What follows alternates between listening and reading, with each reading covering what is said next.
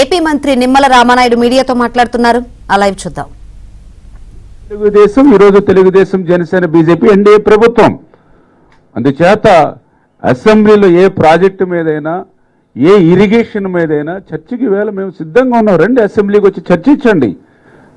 ఒక చర్చా వేదిక, ఒక దేవాలయం లాంటి అసెంబ్లీలో ఒక ప్రజా వేదికలోకి వచ్చి చర్చించండి తప్ప మీకు ఒక అవినీతి పత్రిక ఉందని, మీకు ఒక కరపత్రిక ఉందని టన్నులు అబద్ధాలు అచ్చులు కొట్టి ప్రజల్ని అయోమయించేసేటువంటి పరిస్థితి వద్దని చెప్పి ముందుగా జగన్మోహన్ రెడ్డి గారికి తెలియజేసుకుంటూ, ఎందుకు ఈ మాట చెప్తున్నా అంటే నిన్ననే చూస్తాం ఏదైతే వాళ్ళ పత్రికలో మరి ఈ యొక్క వెలుగొండను కొట్టేద్దాం, మరి ఈ యొక్క మరో క్రెడిట్ చోరీకి సిద్ధమవుతున్న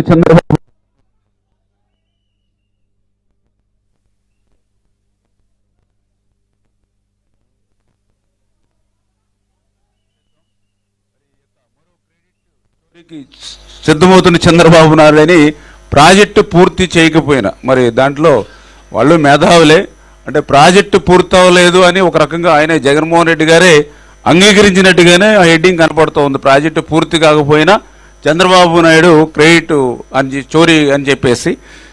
సరే, వాళ్ళు ఏదైతే వెలుగొండ ప్రాజెక్టు గురించి మాట్లాడుతూ ఉన్నారో మరి ఆ వెలుగొండ ప్రాజెక్టుకి సంబంధించినట్టు వాస్తవాలు, ఎందుకంటే మేము కూడా చాలాసార్లు చెప్పడం జరుగుతూ ఉంది. ఎంతో శ్రమించి ఈ 18 నెలల నుంచి కూడా పనిచేస్తున్నటువంటి పరిస్థితి కూడా మీ అందరికీ తెలుసు. అటువంటి వెలుగొండ ప్రాజెక్టు, ఎందుకంటే ఈవేళ అత్యంత వెనకబడినటువంటి ఫ్లోరైడ్ బాధితులు ఉన్నటువంటి జిల్లా అయినటువంటి ఉమ్మడి ప్రకాశం జిల్లా, అదేవిధంగా నెల్లూరు, కడప జిల్లాలకు సంబంధించినటువంటి ప్రాజెక్టు, అత్యంత జీవనాడి ప్రకాశం జిల్లాకి వెలుగొండ ప్రాజెక్టు 1996లోనే మరి ఆ రోజు చంద్రబాబు నాయుడు గారు భూమి పూజ ఆయన పుట్టినరోజున చేసి ప్రారంభించినటువంటి ప్రాజెక్టు. అటువంటి ప్రాజెక్టుని మొన్న 6/3/2024 అంటే మొన్న ఎన్నికల ముందు పనులు పూర్తి కాకుండానే పోలీసు పహారా మధ్య జాతికి అంకితం చేశామని ఆ రోజు జగన్మోహన్ రెడ్డి ఏదైతే ఆయన పనిచేశారో. ఎందుకంటే జాతికి అంకితం అంటే నిజంగా వెలుగొండ ప్రాజెక్టు అంటే దశాబ్దాల కళ. అటువంటి కళ నెరవేరితే ఒక పండగ వాతావరణం జరగాలి నిజంగా ప్రాజెక్టు పూర్తయి ఉంటే. కానీ ఆ రోజు మీరు జాతికి అంకితం అని ఏదైతే చేసినటువంటి రోజు ఆ యొక్క జిల్లా అంతా కూడా 144 సెక్షన్ పెట్టి, 30 యాక్ట్ పెట్టి, ముందస్తు అరెస్టులు పెట్టి, హౌస్ అరెస్టులు పెట్టి, పోలీస్ స్టేషన్లోకి తీసుకెళ్లి అక్కడ రైతు సంఘాల నాయకులను కూర్చోబెట్టి, నిర్వాసితులు ఎవరో కూడా ఇంటిలోంచి బయటికి రాకుండా కాపలా పెట్టి, బ్యారికేడ్లు పెట్టి, పరదాలు పెట్టి ఆ రోజు మీరు చేసినటువంటి విధానమే మీరు ఆ ప్రాజెక్టు పూర్తవ్వలేదు అనే విషయం స్పష్టంగా ప్రజలందరికీ కూడా అర్థమవుతున్నటువంటి పరిస్థితి అని చెప్పి తెలియజేసుకుంటూ, మరి అటువంటి ప్రాజెక్టుకు సంబంధించి మనందరికీ కూడా ఒక అవగాహన.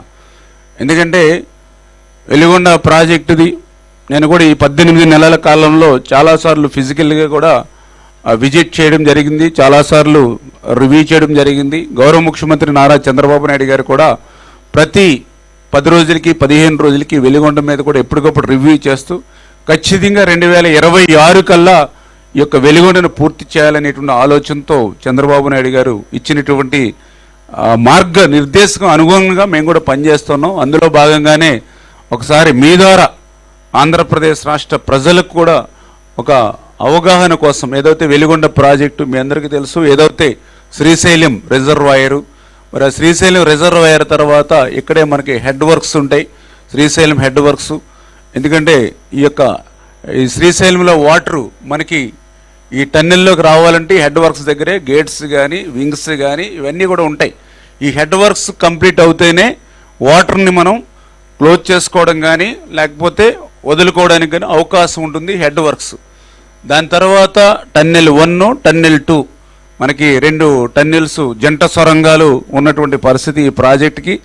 ఒకటి 8,500 క్యూసెక్లు అంటే టన్నెల్ 2, అదే టన్నెల్ 1 చూస్తే 3,000 క్యూసెక్లు అంటే 2 కలిపి దగ్గరికి రఫ్గా 11,500 2 సొరంగాలు కలిపి టన్నెల్స్. ఈ టన్నెల్స్ దాటిన తర్వాత నెక్స్ట్ ఫీడర్ కెనాల్. ఈ ఫీడర్ కెనాల్ పూర్తయిన తర్వాత మన నల్లమల సాగర్కి వాటర్ వస్తుంది.